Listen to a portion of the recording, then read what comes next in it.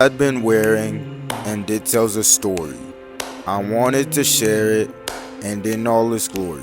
My ancestors had struggles and all the trouble they went through. It's just a piece of a puzzle trophy of what they have It's been not through. just me who is affected.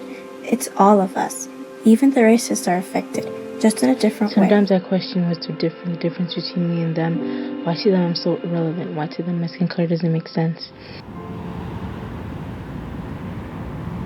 The project is just about understanding the experiences of racialized people, particularly youths and parents, how they experience racism in the school system, the impacts these experiences have on them, and we are now, and at the end of the day, advocating for changes, systemic changes, to help make the school a more inclusive and safe environment for everyone, irrespective of your color. I was reading the report, and to me what was extremely impactful and touching were the authentic voice of the youth and their experiences, which really has caused so much stress, so much depression, so much anxiety, and has impacted not just their psychological health and well-being, but their ability to do well in school. So causing lots of barriers to being fully engaged in their education.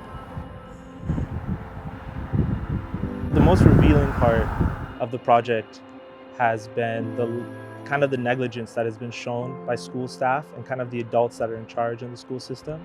Whether that's teachers kind of setting low standards for immigrant youth, putting them in ESL when they shouldn't be in ESL, really disregarding negative remarks that come from other students. When students express that I'm being mistreated by my classmates or my peers are saying derogatory terms to them, they often play it down, they'll defend the other students, and they won't take it as serious. And we've noticed in our findings from the excerpts that we've received from students that when they go home from school, they carry those negative remarks with them. They carry those derogatory terms, those racist slurs, and they're thinking about it, and it's causing them to have more stress and potentially affect their performance.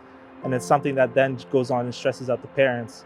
And it's now this child is now having a negative experience in schools purely because staff weren't willing to take an extra step to stamp it out and understand how they were feeling as new members in this country. A lot of the time when people ask for support or kind of tell somebody, like tell an adult or tell a figure of authority or tell a parent, like this thing happened with me, it gets like brushed off, or it gets, or you're told that you're a snowflake, or that you're told that you're weak. Something important happens to you, and then people you trust tell you it's not important. Like you don't get to decide what I feel. Yeah. So you now have that like damaging incident that happened with you, and then you also have broken trust or like broken faith in the people around you, and then in the system that you exist in as a kid who goes to school.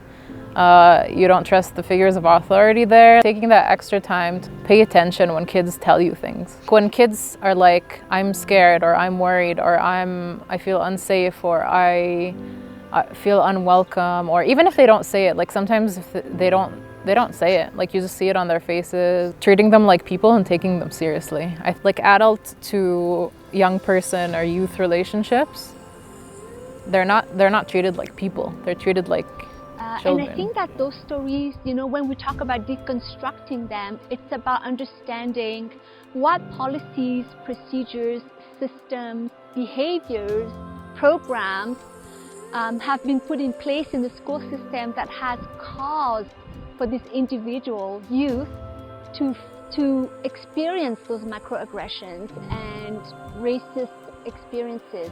And so I think that the opportunity that we have at the Coalition for Equal Access to Education is really unpacking those stories and turning them into recommendations that we can provide to the school systems, to teachers, to administrators, to racialized youth and parents on what collectively we might be able to do to address racism in a meaningful and sustainable way. So I think that the research that we have at the Coalition is going to be a great tool to build capacity among all of these various stakeholders to make meaningful change. What I see is paying attention to the education system as well, not just in policing, not just in the housing sector, not just in justice. The education system is a very important institution. The systemic racism that exists within it, and do the necessary things to make life, better for everyone. You know, Canada is a multicultural society, and we have actually such a great opportunity to create a society that walks the talk, that really appreciates the diversity of experiences, of thoughts, of perspectives, to really cherish and learn from each other in terms of our cultural differences and cultural similarities, and to find really appropriate and effective ways to navigate and bridge between those cultural differences. And it's especially important to be able to do that at the school system, because it is where our young people get their first exposures to being socialized, to being educated, and to learn about the cultural norms and values of our society in Canada. So I believe that one of the most important institutions in Canada that need to be inclusive is the school system.